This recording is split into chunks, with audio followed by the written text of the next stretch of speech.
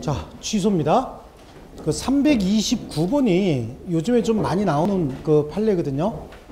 자, 취소의 원인은 제한 능력, 착오, 사기, 강박 이거 이외에는 없어요. 다른 원인으로 취소하겠다. 취소가 인정되지 않습니다. 자, 갑하고 을이 어떤 매매 계약을 체결했습니다. 계약을 체결했는데 계약 체결한 이후에 계약이 마음에 안 드는 거야. 마음에 안 들어서 둘이 합의합니다. 야, 취소하자 라고 합의를 했어요. 좋다. 나도 마음에 안 드니까 취소하겠다. 그래서 얘가 먼저 취소했습니다. 사기를 이유로 취소했다. 그러니까 이쪽에서 기분이 나빠갖고 야, 내가 너한테 언제 사기쳤어. 착오를 이유로 취소해. 이렇게 취소를 했습니다. 이건 7월 1일 날 했고요. 이건 7월 3일 날, 이건 7월 5일 날, 7월 7일 날 그래요. 그러면 계약은 언제 소멸하느냐? 1, 2, 3, 4, 5 유효다. 7월 1일자로 소급하여 무효가 된다. 7월 3일자로 소급하여 무효가 된다. 7월 5일자로 무효가 된다. 7월 7일자로 무효가 된다. 무효가 되지 않는다. 몇 번이 답이에요? 자, 다시요. 계약의 취소 사유는 뭐라 그랬어요? 제한 능력, 착오, 사기, 강박 이외의 다른 사유로는 취소할 수 없다 그랬죠? 그죠? 그래요. 둘이 계약을 체결했는데 계약이 마음에 안 들어. 그래서 합의했어. 취소하기로. 그 이쪽에서는 사기로 취소하고 이쪽에서는 착오로 취소했다고. 그럼 언제 취소의 효과가 발생하느냐? 며칠자냐?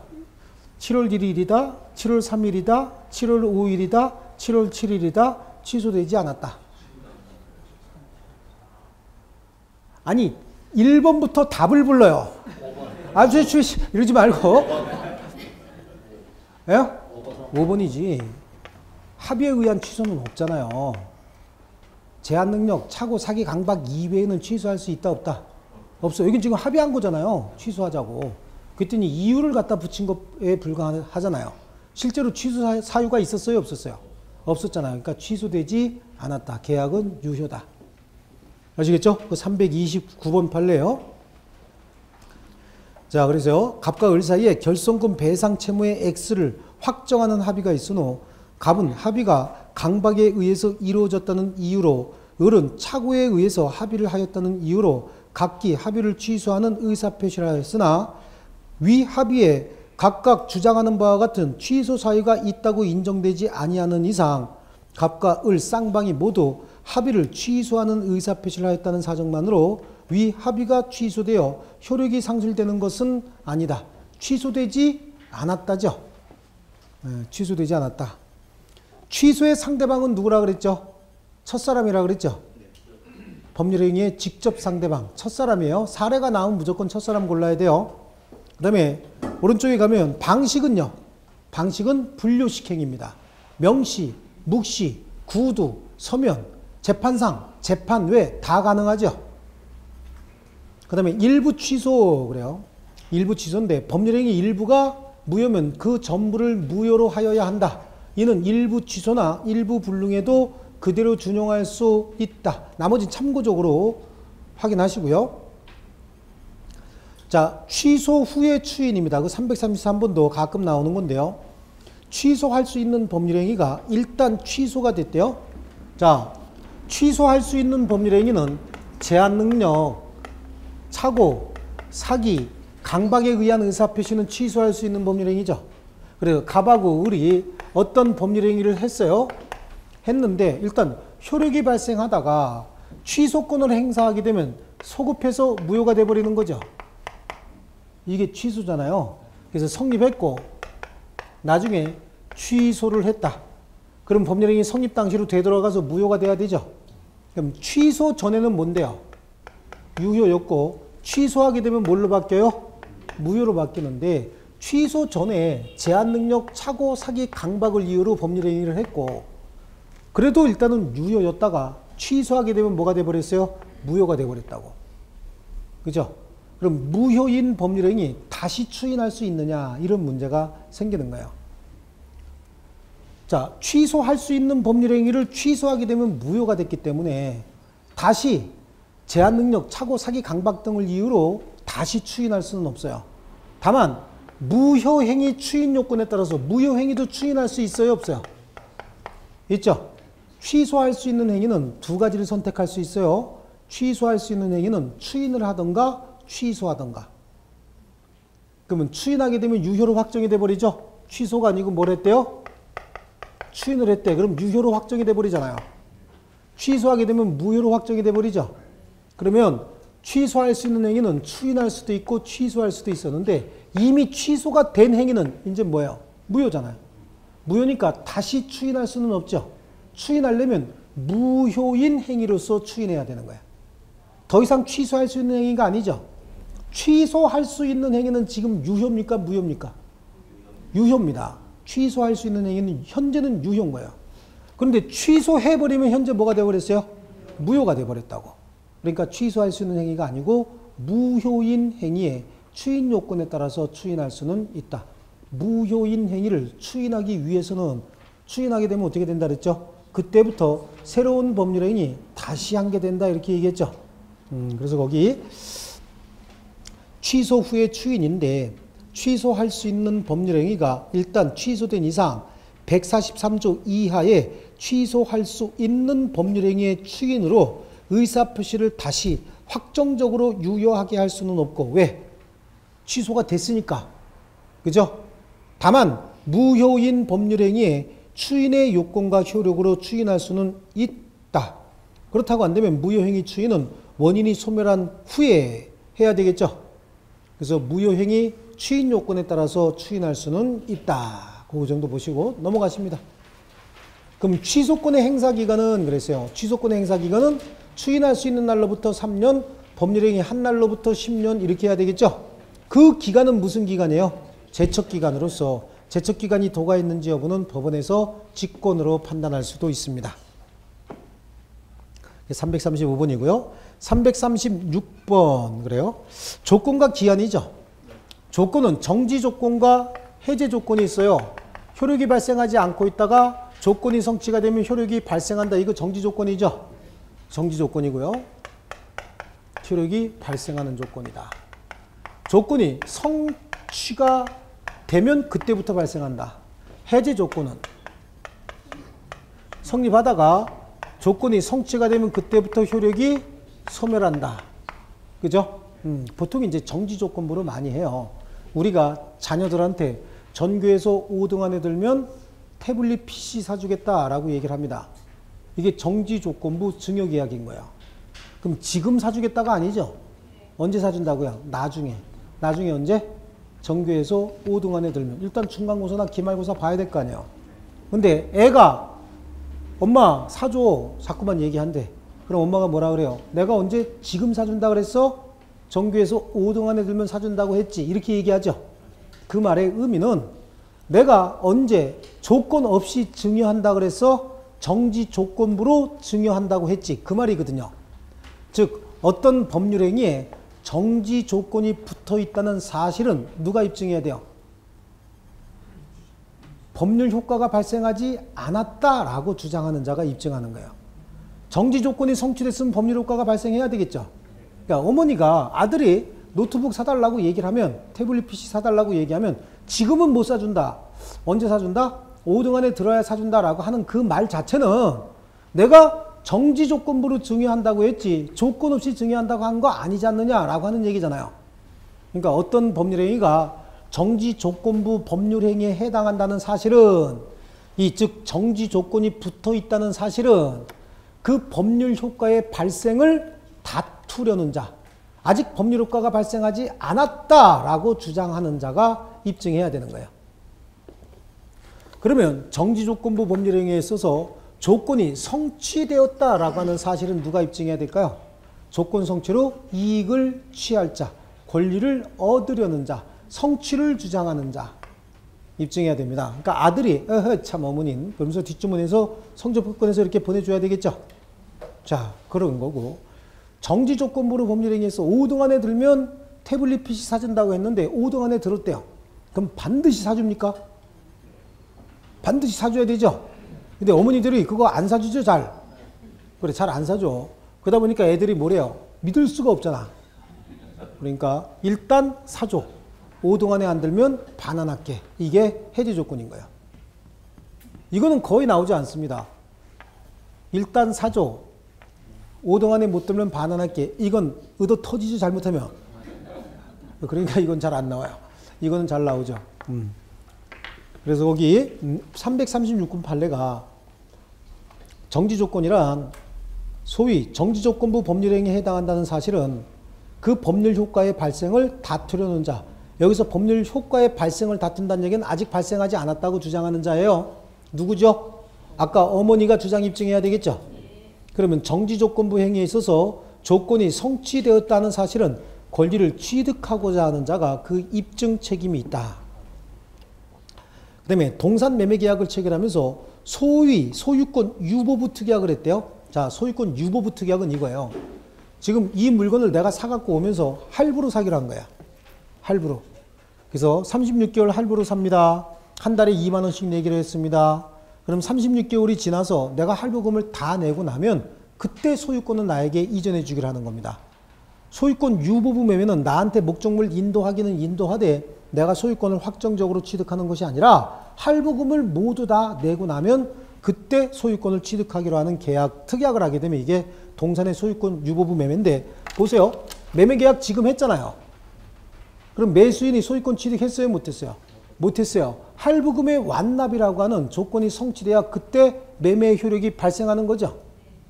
그래서 동산의 소유권 유보부 매매는 정지조건부 매매계약과 동일한 효과가 있다. 정지조건부로 봐야 됩니다.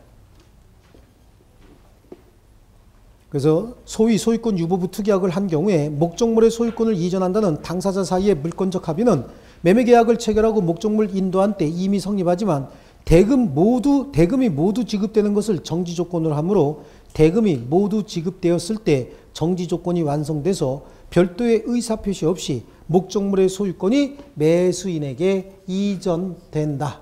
이해하셨나요? 자, 그 다음에 340번에요.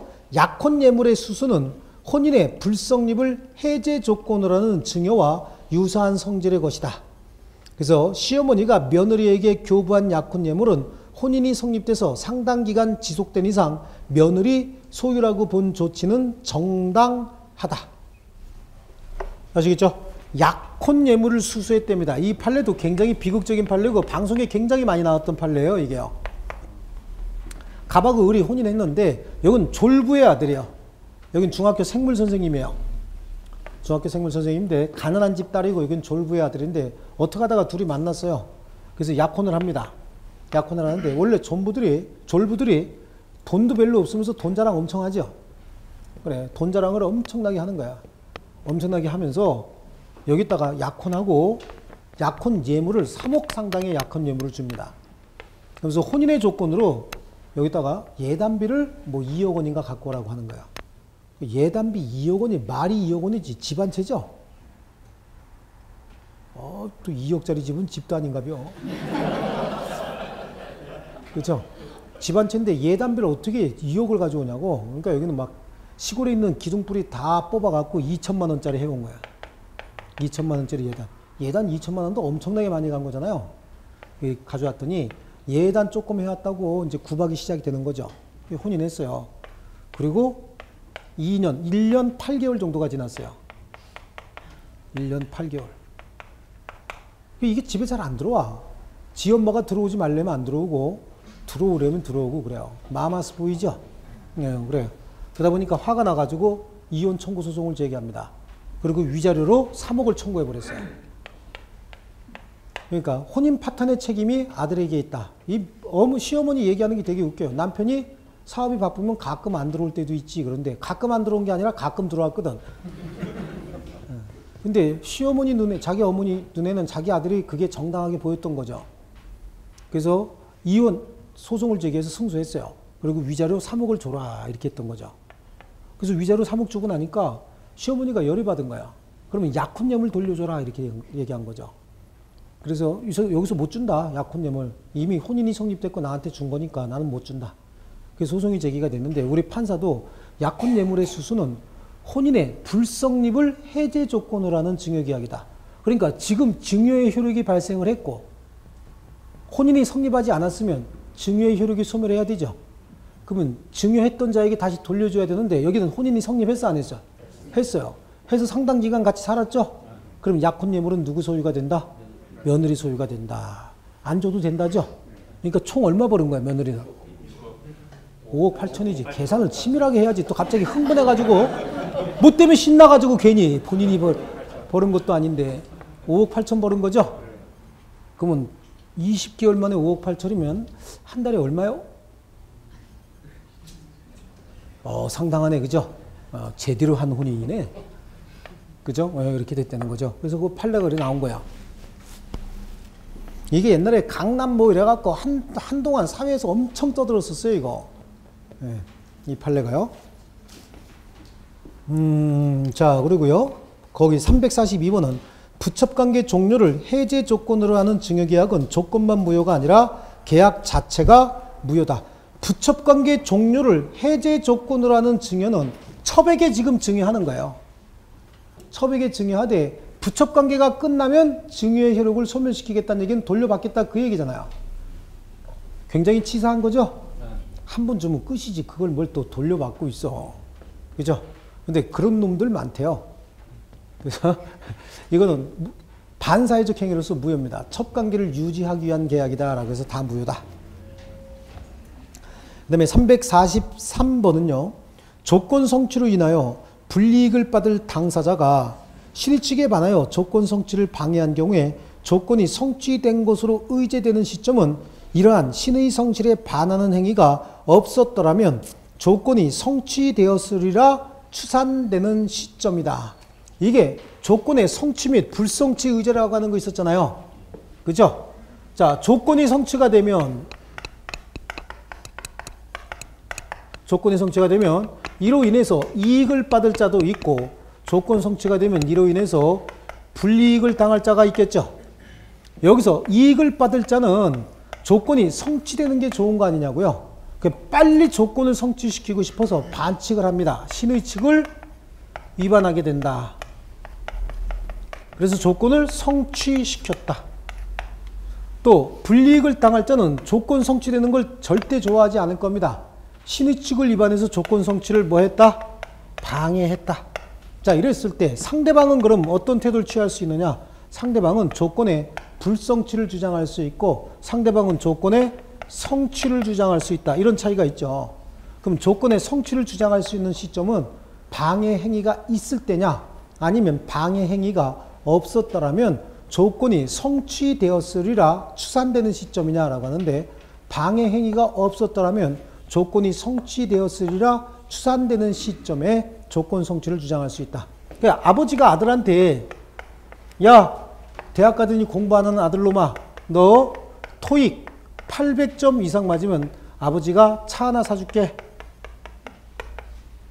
이 얘기했대요. 그러니까 아들이 두 가지 중에 하나 취할 수 있다고 그랬죠. 열공을 하든지 아니면 집체 훈련을 하는 거야. 집체 훈련은 어떻게 하는 거냐면 미국에서 살다 온 친구들 4명을 골라서 컨닝 연습을 하죠. 니네 앞에서 토익 손짓 하는 거야. 1번, 2번, 3번 이렇게 해갖고 서로 신호했어요. 2달 동안 열심히 집체 훈련했어요. 그러니까 이익을 받을 자가 신의 측에 반해서 조건을 성취했죠. 그래서 900점짜리 맞아왔다고. 그럼 아버지가 성적표 확 찢어버리죠. 네 애비가 다 알아 임마. 정상적으로 시험 봐서 가져와. 이렇게 해서 조건의 불성취를 주장할 수 있다. 그 반대는 애가 열공했다죠. 코피 펑펑 쏟아가면서 열공했고 드디어 내일 시험 보는 날인데 오늘 12시 반까지 공부하면서 아버지 8시에 깨워주세요. 10시부터 시험이니까요. 그러고 잤는데 아버지가 깨워 안 깨워? 안 깨우죠. 커튼을 깜깜하게 쳐놓고 못 일어나게 합니다. 그래서 시험 보러 못 가. 아침에 눈 뜬 아들 길길이 뛰어요 안 뛰어요? 뛰면 안 된다 그랬죠? 길길이 뛰면 아버지한테 맞아 죽어요. 어떻게 씨 웃으면서 아버지 조건 성취됐네요 라고 주장할 수 있다고. 조건이 성취됐다는 얘기는 차 사러 갑시다 그러는 거죠. 그럼 차 사러 가자를 갖다 지금 가는 거야? 언제까지 기다려? 성적표 발표일까지 기다려야 돼요. 그럼 성적표 못 받았잖아. 시험 보러 못 갔으니까. 그러니까 그날 아버지 성적표는 없지만 조건은 성취됐으니까 차 사러 가야 되겠습니다. 라고 할 수 있다는 거예요. 이해하셨죠? 자, 그 다음에 344번. 이거 나오면 정말로 많이 틀리더라고요. 자, 부간에 표시된 사실이 발생하지 아니하면 채무를 이행하지 아니하여도 된다고 보는 것이 상당한 경우에 조건으로 봐야 하고, 표시된 사실이 발생한 때는 물론이고 발생하지 아니하는 것으로 확정된 때에도 그 채무를 이행하여야 한다고 보는 것이 상당한 경우에는 불확정 기한으로 정한 것으로 보아야 한다. 거기 맨 위에 있는 줄, 제일 첫 번째 줄, 부간에 표시된 사실이 발생하지 아니하면 채무를 이행하지 아니하여도 된다고 보는 것이 상당한 경우에는 조건으로 보아야 하고. 되게 웃기죠? 부간에 표시된 사실이, 보세요. 법률행위 했는데 부간에 표시된 사실이 발생하지 아니하면 이행하지 아니하여도 된다. 그러면 발생하면 이행하고 발생하지 않으면 이행하지 마라, 그 얘기잖아요. 결국은 이건 뭐죠? 정지 조건이죠. 부간으로 정한 사실이 발생하지 아니하면 이행하지 아니하여도 된다. 그럼 발생하면 이행해야 된다. 발생하지 않으면 이행하지 않아도 된다. 그 얘기잖아요. 그러니까 지금은 발생하지 않았으니까 이행하지 않아도 되지만 발생하게 되면 이행해 줘야 된다. 그 얘기죠. 그러니까 이건 정지 조건이고요. 발생한 때는 물론이고 발생하지 않는 것으로 확정된 때도 무조건 이행해야 된다. 이건 무조건 해야 된다 그런 얘기죠. 반드시 이행해야 된다. 그러니까 이건 뭐예요? 기한부, 불확정 기한부 법률행위에 해당한다. 344번 많이 틀려요. 자, 그 다음에 기한이에요. 임대차 계약을 체결함에 있어서 임대기한을 본권 토지를 임차인에게 매도할 때까지로 정했대요. 자, 임대차 계약 체결할 때 임대인이 언제나 임차인에게 토지 매도합니까? 임대차 계약 체결하면 한참 있다 무조건 매도해야 되나요? 매도할 때 할지 안 할지는 아무도 모르죠. 그래, 그러면 임대차 계약 체결하면서 임대기한을 본권 토지를 임차인에게 매도할 때까지래요. 그럼 매도할지도 안 할지도 모르는데 이렇게 정했다는 얘기는 기한을 정하지 않았다죠.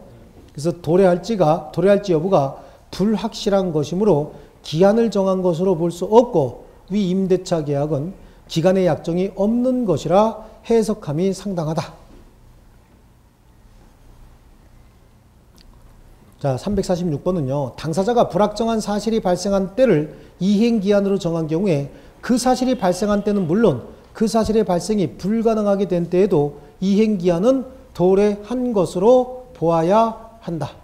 기한이라고 하는 건 반드시 발생하는 거죠. 반드시 도래하는 거잖아요. 그러니까 불확정한 사실이 발생한 때를 이행기한으로 정한 경우에 그 사실이 발생한 때는 물론 발생이 불가능하게 된 때도 이행기한은 도래한 것으로 봐야 된다. 그러니까 반드시 변제해야 된다 그런 건데요. 건설 도급 계약을 체결하면서요. 갑하고 A가 건설 도급 계약을 체결해요. 그래서 이렇게 지하 1층, 지상 2층짜리 건물을 지어주기로 했어요.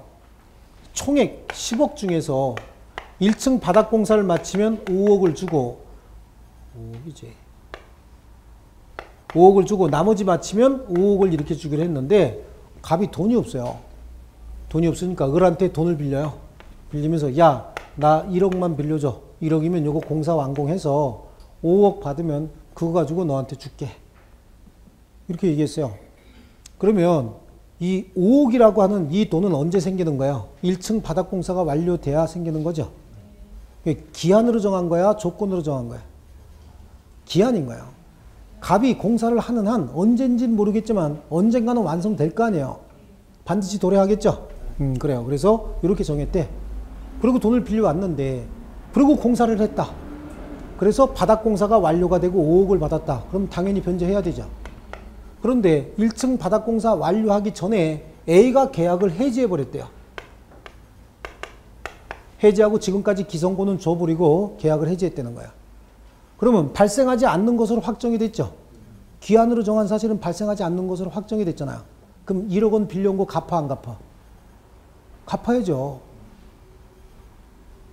다시 집중 잠깐만 해보세요. 잠깐 집중해보세요. 자, 보세요. 갑하고 을이 지금 현재 건물을 지은 건 아니에요. 갑이 건설 도급 계약을 체결하면서 10억을 받기로 했는데 지하실 마감을 끝나면, 즉 1층 바닥 공사 끝내면 5억을 주고 나머지 지상 부분 완성하면 5억 주기로 약정을 했어요. 근데 돈이 없으니까 을한테 돈을 빌리러 와서 1억 원을 빌려가면서 언제 줄래? 그랬더니 1층 바닥 공사 끝내서 5억 받으면 주겠다라고 했다고. 먼저 1층 바닥 공사 마무리했대요. 그럼 기한으로 정한 사실이 발생했다 그런 얘기잖아요. 발생했으면 1억 변제해야 돼요, 말아야 돼요? 당연히 변제해야 되겠죠. 두 번째, 기한으로 정한 사실이 발생하지 않는 것으로 확정되는 경우가 있다고. 어떤 경우냐면 A가 1층 바닥 공사 한참 하고 있는데 계약을 해지해버렸다고. 지금까지 들어간 게 3억이냐? 3억 받고 나 더 이상 계약할 수가 없다. 공사 계속할 수가 없다. 그리고 끝냈대요. 그럼 1층 바닥 공사 완성 못하는 거 아니냐고. 기한으로 정한 사실이 발생하지 않는 것으로 확정이 됐죠. 그러면 채무 변제해야 하네요. 그때도 해야 되겠죠. 그러니까 이건 불확정 기한인 거예요. 이때도 변제해야 된다. 그 기한으로 정한 사실이 발생한 때는 물론 발생하지 아니한 때도 반드시 변제하여야 한다라고 하면 이건 불확정 기한을 정한 것이다. 이 말이 좀 어렵죠? 아니요, 안 어려운 거예요.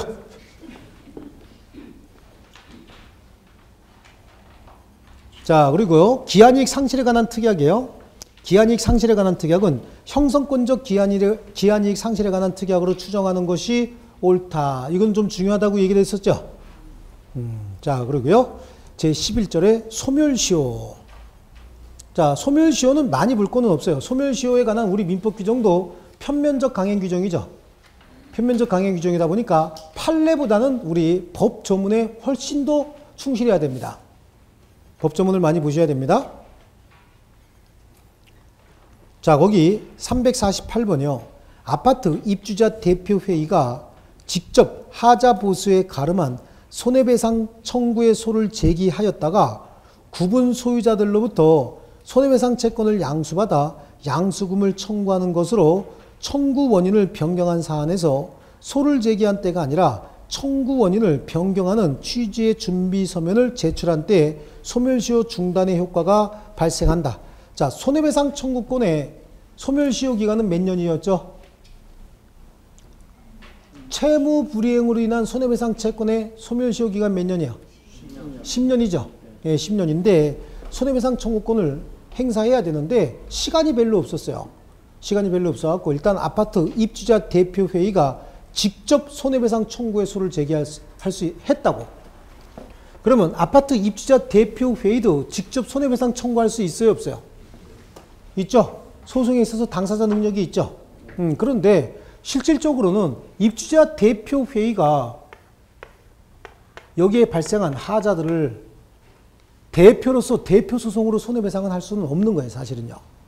어떻게 해야 되냐면 개별 입주자로부터 전부 위임을 받아서 소송을 할 수는 있어요.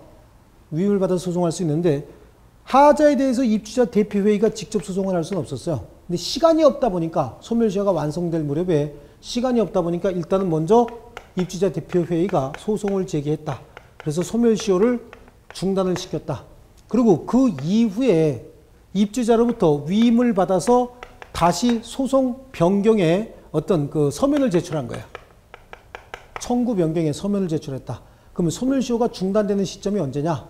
최초의 소송을 제기한 때냐? 아니면 청구 변경에 서면을 제출한 때냐? 우리 판례는 언제래요? 청구 변경에 서면을 제출한 때 소멸시효는 중단이 된다.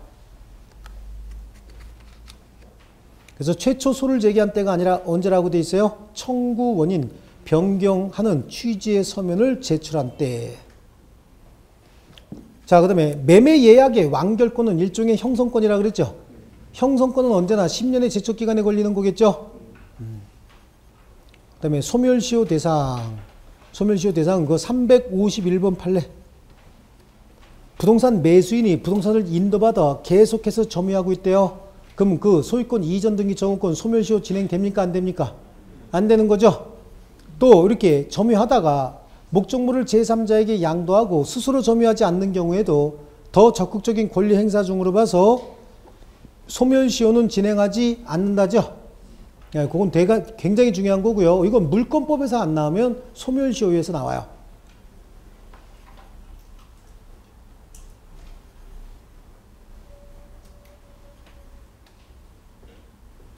자, 그 다음에 354번을 한번 볼게요.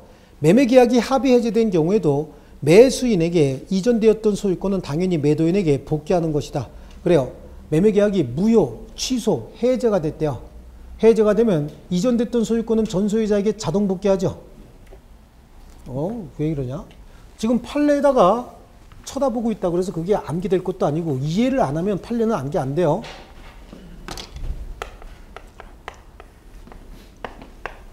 지쳤어요, 여러분. 지쳐. 계약을 체결했고요. 이행을 해줬어요. 이행을 해줘서 목적물 인도했다고. 인도하고 얘 이름으로 등기까지 해줬습니다. 그러면 소유권 취득해버리죠. 그죠? 법률 행위에 기한 부동산에 관한 물권의 득실 변경은 등기해야 효력이 발생하니까 등기하게 되면 을소유가 됐죠. 을소유가 됐고요. 지금까지는 갑소유였잖아요. 이때부터는 을소유가 되겠죠. 근데 나중에 갑이 매매계약을 해제해버렸다고. 또는 취소해버렸대요. 취소하게 되면 이전됐던 소유권은 전 소유자에게 자동적으로 복귀하는 거예요. 근데 소유권은 갑에게 돌아왔는데 소유 명의는 등기부에 누구로 남아있죠? 을 명의로 남아있잖아요. 그럼 등기가 무효요? 권리가 무효요? 등기가 무효죠? 항상 등기는 권리에 맞추는 거야. 권리를 등기에 맞추는 게 아니에요. 그러니까 내 물건인데 내 물건이 아니라고 등기됐으니까 이 등기가 무효죠. 그럼 무효등기 말소 청구한다고. 이 무효등기 말소 청구는 소유권에 기한 물권적 청구권이고 소유권에 기한 물권적 청구권은 소멸시효에 걸린다 안 걸린다? 안 걸린다. 그래서 형, 상, 점, 담, 물청, 소 하자. 등청해서. 했어요? 형, 상점, 담에 분, 비, 물청, 소 하자. 등청해서. 이랬었죠? 요거 소멸시효에 걸리지 않는 권리들. 여기는 편면적 강행 규정이기 때문에 법 조문의 내용이 굉장히 잘 나와요. 강행 규정들은 그래요. 그러니까 법 조문에 굉장히 충실해야 돼요. 한번 해봐요. 형, 뭐야? 형성권. 상, 상린권. 점, 점유권. 분, 분할 청구권. 형성권이잖아. 매분 소증자 들어가는 청구권이 형성권이죠. 공유물 분할 청구권. 그 다음에 비지상권, 신분권. 물권적 청구권. 물청이니까 물권적 청구권. 소유권. 그 다음에 등기 청구권. 등기 청구권은 채권적 청구권인 등기 청구권도 있고 물권적 청구권인 등기 청구권도 있는데 채권적 청구권인 등기 청구권은 원칙적으로 소멸시효 10년에 걸리는데 매수인이 목적물을 인도받아서 점유하고 있는 동안은 매수인의 소유권 이전 등기 청구권은 소멸시효가 진행하지 않는다. 왜? 권리를 행사하고 있는 거기 때문에. 그죠? 다만 매수인이 목적물 점유하다가 제3자에게 목적물을 양도하고 더 이상 점유하지 않는 동안에도 더 적극적인 권리 행사 중이라고 봐서 그 등기 청구권은 소멸시효가 진행하지 않는다. 그죠? 이거 큰일 났다. 이거 이해 못한다. 일부러 그러는 거죠? 이해 못하는 척 하는 거죠? 이거 시효제도인데요. 시효는 둘 중에 하나야. 취득시효 아니면 소멸시효. 그래 뭐 어차피 20, 30까지 하기로 했는데 뭐. 취득시효 아니면 소멸시효죠? 그래요. 시효라고 하는 건 시간이 경과됨에 따라서 일정한 법률 효과가 생긴다를 줄여서 시효다 이렇게 얘기하는 거예요. 그럼 시간이 경과되면 짧은 시간이 경과될까? 그건 아니잖아요. 긴 시간이 경과돼야 되겠죠. 장시간이 경과돼야 된다고. 어떤 상태에서 장시간이 경과돼야 되느냐? 취득시효는 현재 무권리자는 권리를 행사할 수 없는 자잖아요. 이 자가 장기간 동안 권리를 행사하고 있다는 거예요. 권리도 없는 자가 오랜 기간 동안 권리를 행사하고 있다는 얘기는 진정한 권리가 있기 때문에 그럴 것이다 라고 하는 가정하에 권리를 취득하게 해주겠다. 그래서 이걸 취득시효다라고 얘기하고 취득시효 기간은 부동산의 경우에는 10년, 20년이고 동산의 경우에는 5년, 10년이죠. 요거요. 요 기간이고 소멸시효는 그 반대겠죠. 현재 누구죠? 권리자인 거야. 권리자는 권리를 행사할 수 있음에도 불구하고 행사하지 않는 상태가 장기화되고 있는 거죠. 그럼 권리를 어떻게 하겠다는 얘기죠? 소멸시켜 주겠다라고 하는 거야. 여기서 권리자가 그러면 소멸시효에 걸리는 권리, 소멸시효에 걸리는 권리 다 암기해야 되는데 그거보단 소멸시효에 걸리지 않는 권리, 형, 상점, 담, 분비, 물, 청, 소, 등청 이런 거 있었고요. 권리를 행사할 수 있음에도 불구하고 행사하지 않는다. 소멸시효의 기산점을 여기서 따지는 거잖아요. 그리고 소멸한다는 절대적 소멸이 있고 상대적 소멸이 있죠. 이 기간 동안 계속해서 그런데 혹시 소멸시효가 중단되는 경우도 있고 정지가 되는 경우도 있다. 그래서 소멸시효 이거 다거든요. 그렇죠? 그래요. 오랜 기간 동안 권리를 하지 않는 상태가 계속되면 소멸하는 거야. 그런데 부동산 매수인의 등기 청구권은 채권적 청구권이에요. 둘이 매매 계약을 체결하고 매매 대금을 다 줬어요. 그런데 내가 소유권 이전 등기를 안 해주는 거야. 등기는 안 해줘요. 근데 목적물은 인도했대요. 그래서 목적물 뭐 하고 있다는 얘기죠? 점유하고 있다. 목적물 점유하고 있다는 얘기는 소유권 중에서 처분 권능은 못 받았지만 사용 수익 권능은 가지고 행사하고 있는 거잖아요. 요거는 소멸시효가 진행이 되려면 권리자가 권리를 행사할 수 있음에도 불구하고 오랜 동안 행사하지 않아야 소멸하는 거잖아요. 권리가. 근데 지금은 권리 행사하고 있어 안 하고 있어요? 하고 있으니까 이 등기 청구권은 소멸시효가 진행하지 않는 거예요. 원래는 10년의 소멸시효에 걸리는데 그런데 나중에 병에게 점유를 이전해주고 병이 점유한대요. 더 이상 점유하지 않는다죠.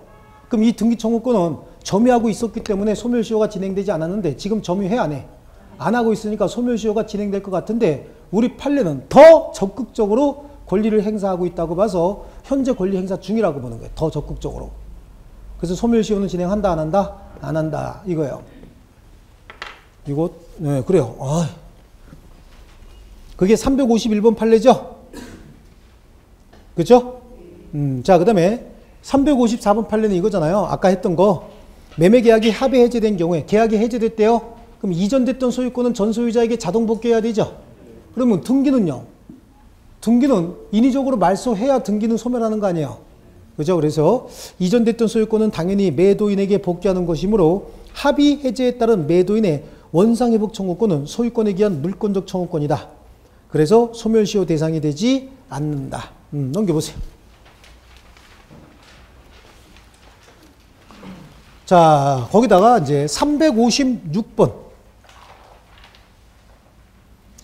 자, 근로복지공단이 허위 기타 부정한 방법에 의해서 보험급여를 받은 사람에게 보험급여의 2배 상당액을 징수하기로 하고 부당이득 징수 결정 처분한 사항에서 부당이득 징수권의 소멸시효는 근로복지공단이 부당이득 징수권을 가지고 있다는 사실을 알았는지 여부와 관계없이 보험급여를 지급한 날로부터 소멸시효는 몇 년이다? 3년이다. 보험급여를 어떻게 해요? 지급한 날로부터 몇 년? 3년이다. 그 다음에 357번은 불법행위로 인한 손해배상 청구권이 있죠. 불법행위로 인한 손해배상 청구권은 손해 및 가해자를 안 날로부터 1년, 불법행위 한 날로부터 1년이죠. 여기서 피해자가 손해 및 가해자를 안 날로부터 1년이라 함은 불법행위의 요건 사실에 대하여 현실적이고도 구체적으로 인식하였을 때를 의미한다. 그래서 불법행위의 요건 사실에 대해서 구체적으로 인식한 날이 손해 및 가해자를 안 날이다. 말은 조금 어렵죠? 불법행위의 요건을 피상적으로 알았던 때가 아니라 확실하게 안 날인 거예요. 불법행위가 성립했다라고 하는 걸 확실하게 안 날. 그날이 가해자 및 손해를 안 날로부터 몇 년이라고 그랬어요? 3년이라고 그랬잖아요. 피해자가 확실하게 안 날 이렇게 하나 써놓으세요.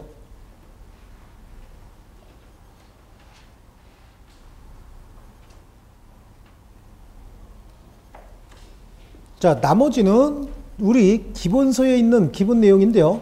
360번 한번 보세요. 채권자가 물상보증인에 대하여 경매를 신청하여 경미 개시 결정이 채무자에게 송달이 됐대요. 경매를 신청했다는 얘기는 지금 물상보증인에 대하여 소멸시효를 중단시켰다 그런 얘기예요. 갑이 있고 을이 있고 을의 보증인, 병이 있다는 거죠. 채권자고 채무자예요. 원래 시효이익은 채무자가 받는 거지 물상보증인이 받는 거 아니죠. 채권자, 채무자, 물상보증인이거든요. 그런데 물상보증인의 재산을 압류를 해서 경매 개시 결정이 됐대요. 이때 시효이익을 받을 자에게 하지 아니하면 그 자에게 통지한 후가 아니면 소멸시효 중단의 효력은 없다고 얘기했잖아요. 경매 실행하겠다고 통지가 됐다는 거죠. 그럼 어떻게 되는 거야? 소멸시효 중단 사유를 통지시켰죠? 그러면 소멸시효는 중단된다 안 된다? 된다. 통지가 됐으니까. 360번 판례하고요. 그 다음에 361번 진료비 상환 청구권의 소멸시효는 몇 년일까요? 왜 3년이죠? 진료비는 누구? 의사잖아. 의사. 전문성을 바탕으로 생긴 채권이죠. 전문성, 기술성을 바탕으로 생긴 채권이다.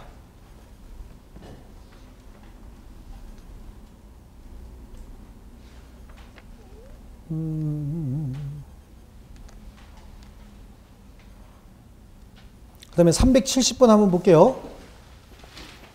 교통사고 피해자들에게 손해배상을 한 공동불법행위자의 1인의 다른 공동불법행위자에 대한 구상금 채권은 그랬어요. 구상금 채권 일반 채권이죠. 그죠? 일반 채권과 같이 구상권자가 현실로 피해자에게 손해금을 지급한 때로부터 몇 년이죠? 10년의 소멸시효에 걸린다. 아니 여기 이런 거는 혹시 시험에 나와도 합리적으로 따지면 돼요. 피해자가 있고 공동불법행위자가 있다는 거예요. 그래서 얘한테 손해배상을 해줬어요. 얼마? 3천만 원을 손해배상해줬다고. 3천만 원을 손해배상하고 자 손해 발생 원인이 비율이 똑같대요. 그럼 여기다가 1,000만 원씩 구상해야 되겠죠. 1,000만 원씩 구상해야 되는데 그러면 손해배상 청구권이다라고 하는 건 일반 채권이잖아. 그리고 손해배상을 해줬대요. 그럼 여기다가 구상권을 행사한다. 이것도 일반 채권이죠. 구상금 채권은 일반 채권이니까 그러면 구상권은 언제 생긴 거예요? 손해배상 해주기 전에는 구상권이 있어요? 없어요? 없죠. 손해배상을 해주고 나야 그때부터 구상권이 생기는 거죠. 그러니까 결국은 구상권의 소멸시효의 기산점은 언제다? 손해배상을 해준 때로부터 몇 년이요? 일반 채권이니까 10년의 소멸시효가 진행이 된다.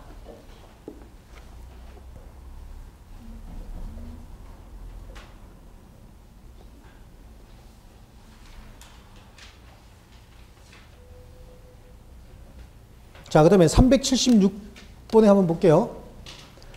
소유권 이전 등기, 말소 등기 의무의 이행불능으로 인한 전보배상, 손해배상이라고 보시면 되거든요. 전보배상 청구권의 소멸시효는 보세요. 이행불능으로 인한 손해배상 채권이잖아요. 손해배상 채권 왜 생겼어요? 이행불능으로 생겼죠. 그럼 기산점은 언제일까요? 이행불능이 된 때로부터. 이행불능이 안 됐으면 손해배상 채권이 생겼어요? 안 생겼어요? 안 생겼죠? 왜 생긴 거야? 이행불능이 됐으니까 생겼잖아요. 그럼 손해배상 채권은 이행불능이 된 때로부터 소멸시효가 진행이 된다.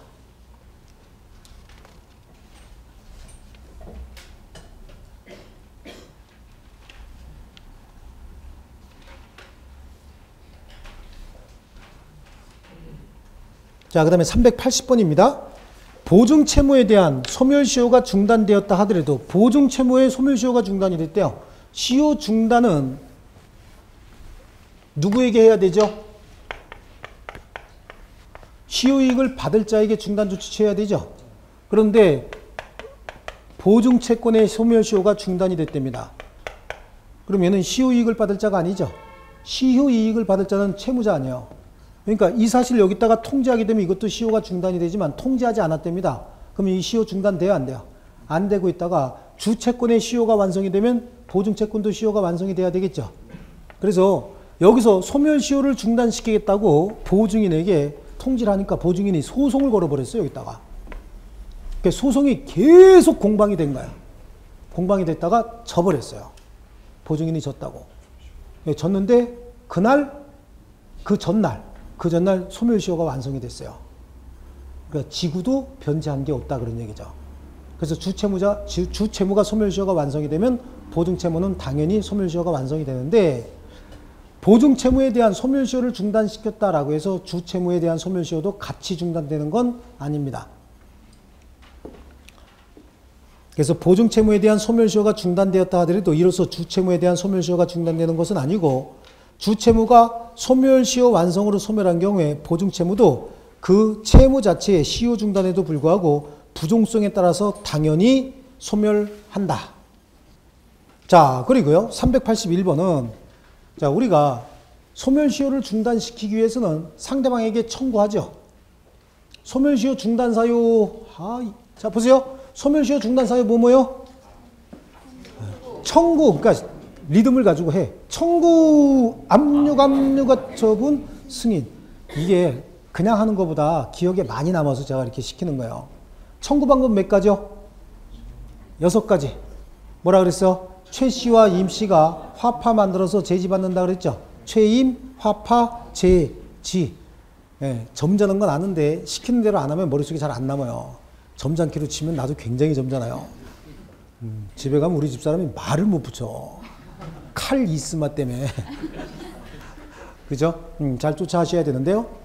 보세요. 이제 청구를 할 때 일부만 청구했대요. 그럼 일부만 받겠다 그런 얘기잖아. 그럼 일부에 대한 소멸시효가 중단되는 게 원칙인 거야. 내가 1억 원 받을 거 있는데 야 5천 원만 주고 5천만 원만 주고 5천만 원은 그냥 탕감해 줄게. 그럼 일부만 청구하겠죠. 그럼 그 5천만 원만 소멸시효가 중단이 되는 거야.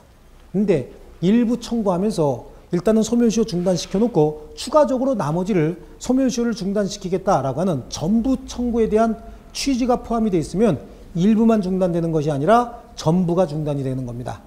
합리적으로 생각해도 당연한 거겠죠.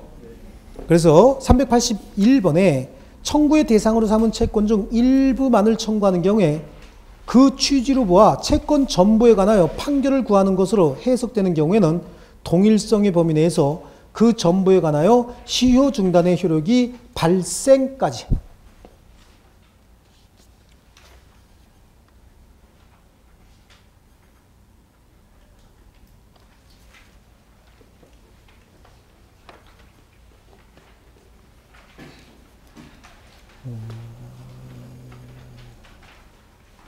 자, 보세요. 386번이요.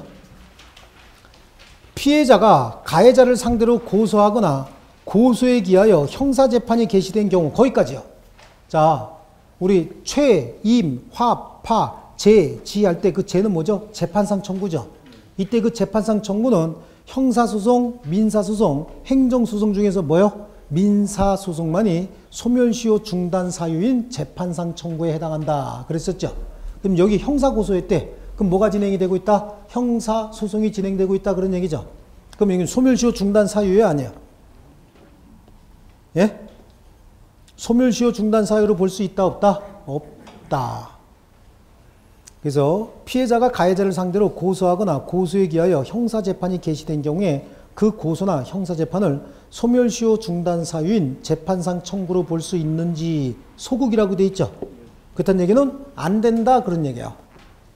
그런데 이게 헷갈리는 게 뭐냐면 그래 형사소송을 제기하면서 피해자가 배상명령 심판을 손해배상과 관련돼서 배상명령 심판을 같이 하게 되면 그 손해배상 청구에 대한 소멸시효 중단 사유로 본다라고 하는 또 예외가 있어요. 그러니까 그것까지 자꾸만 예외는 잘 나오지도 않는데 예외까지 자꾸만 들먹이면 머리만 복잡해진다고. 그러니까 일단은 소멸시효 중단 사유가 있는 재판상 청구는 민사재판만 해당해요. 민사소송이기만 하면 본소가 됐든 응소가 됐든 반소가 됐든 형성의 소가 됐든 확인의 소가 됐든 이행의 소가 됐든 관계없이 민사소송이기만 하면 무조건 소멸시효 중단 사유인 재판상 청구로 본다. 그럼 형사소송은요? 아니란 얘기고 행정소송도 원칙적으로 아니죠. 근데 행정소송은 가끔 하나 나오는 게 이거예요. 자, 과온합한 국세. 국세를 과온합했다는 얘기는 안 내려고 버티는데 국가에서 부과해서 잘못해서 냈다 그런 얘기죠. 과온합한 국세에 반환 청구 소송을 제기하고 있대요. 그럼 원래는 민사소송해야 될 거 아니에요. 개인끼리면 내가 잘못 줬으면 돌려달라고 민사소송해야 되죠.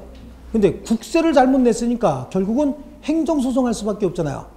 이거는 재산권을 보존하기 위한 소송이지만 상대방이 국가니까 행정소송할 수밖에 없는 거죠. 그래서 과온합한 국세에 반환 청구 소송은 행정소송을 할 수밖에 없는데 이때 그 소송은 그 과온합한 국세에 대한 소멸시효의 중단 사유인 재판상 청구로 본다고요. 그래서 재판상 청구는 다시 한번 정리합니다. 민사소송이죠. 어떠한 형태든 관계없고요. 그 다음에 형사소송은 아니라고 보세요. 그냥 아니다. 근데 행정소송은 딱 하나. 과온합한 국세 반환 청구 소송. 이거는 소멸시효 중단 사유인 재판상 청구로 볼 수 있어요.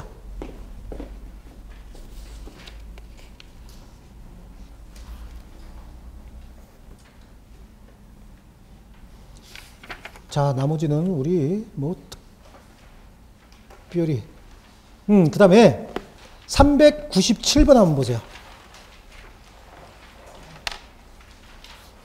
자, 우리가 이건 이제 법학을 좀 많이 공부해야 머릿속에 쌓이는 건데요. 재판상 판결의 효력은, 잠깐 들으세요. 재판상 판결의 효력은 당사자의 범위도 확대할 수 없고 그 물적 범위도 확대할 수 없어요. 인적 범위든 물적 범위든 확대할 수 없다라고 하는데요. 자, 5명 중에서 소송 당사자가 5명이에요. 동일한 권리를 가지고 있는 5명이 갑한테 소송을 한 거예요. 다 같이 소송을 해서 다 같이 승소했대요. 그럼 승소 효력은 모두에게 다 미치겠죠. 근데 5명이 승소하다가 3명만 참가했고 2명은 참가하지 않았대요. 그래서 3명이 승소했대요. 그럼 이 재판상 판결의 효력은 여기에 영향을 미칠까 안 미칠까? 안 미치는 거예요. 재판상 판결의 효력은 당사자의 범위도 확대할 수 없고 물적 범위도 확대할 수 없다. 그래서 아까 제가 뭐라고 얘기했냐면 1억 원 받을 것 중에서 5천만 원만 청구하면 5천만 원에 대해서만 소멸시효가 중단이 된다 그랬죠. 이게 물적 범위를 확대할 수 없는 거고요. 5명 중에서 3명이 승소하게 되면 3명만 승소한 거예요. 만약에 인적 범위를 확대할 수 있다라고 하면 여기 당사자가 2명이에요. 이쪽엔 당사자가 1명이고요. 얘네들이 승소하면 10억을 받아. 그런데 얘가 승소하면 20억을 받아요. 자, 이때 두 사람을 모두 다 상대로 해서 소송을 해서 이겨야 되는 거예요. 근데 한 사람한테만 이겨도 여기에다 이기는 어떤 효과가 있다. 그러면 얘네들 이겨봐야 5억씩 밖에 못 받잖아. 그럼 얘는 이기면 얼마 받죠? 20억을 받죠. 그럼 얘는 지면은 10억만 물어주고 20억은 받지도 못할 거 아니냐고. 그럼 여기다가 얘기하죠. 나와. 소주 사주죠. 사주면서 네가 해서 져. 그럼 너 어차피 이겨봐야 5억 받지? 그러면 내가 이겨서 20억 받아갖고 너 그냥 딱 띄워줄게. 10억. 아니면 내가 5억 그냥 너 줄게. 이럴 수도 있죠. 더 줄게. 이런 합의를 봐버릴 수 있다고. 그래서 얘가 졌대요. 근데 그 효력이 여기까지 미친대. 그럼 이 둘이 짜고서 얘한테 손해줄 수 있죠. 그래서 재판상 판결의 효력은 당사자의 범위도 확대할 수 없고 물적 범위도 확대할 수 없다. 이렇게 돼 있어요. 그래서 거기 397번에 손해배상 청구권을 공동 상속한 자 중 1인이 자기 지분의 상속분을 행사해서 승소 판결을 얻었대요. 그럼 걔만 승소한 거야. 다른 공동 상속인의 상속분까지 시효 중단의 효력이 미치는 것은 아니다. 그러니까 머릿속에 항상 기본적인 개념이에요. 판결의 효력은 물적 범위, 인적 범위 모두 다 확대할 수 없다라고 하는 걸 항상 인식하고 계셔야 됩니다.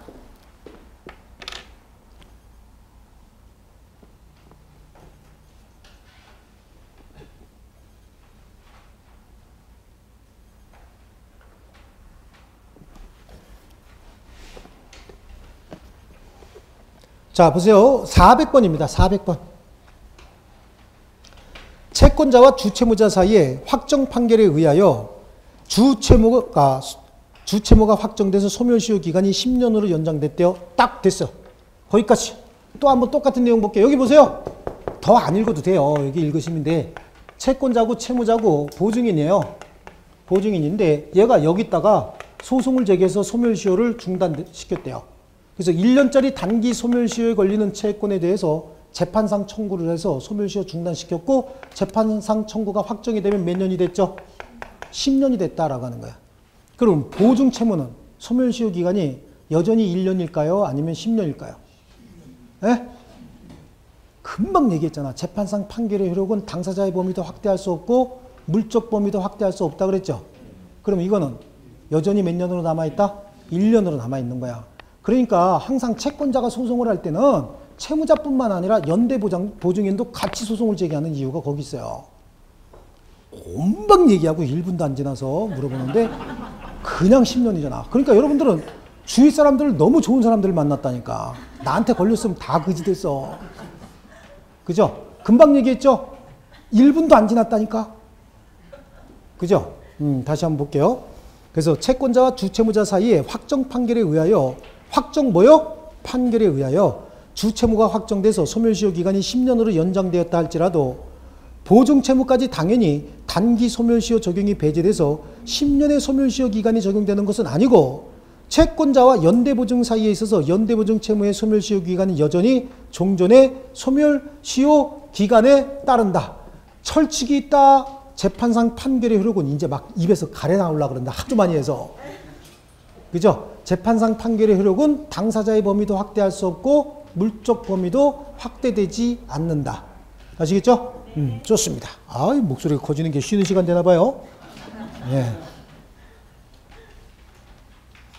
자, 그리고 나머지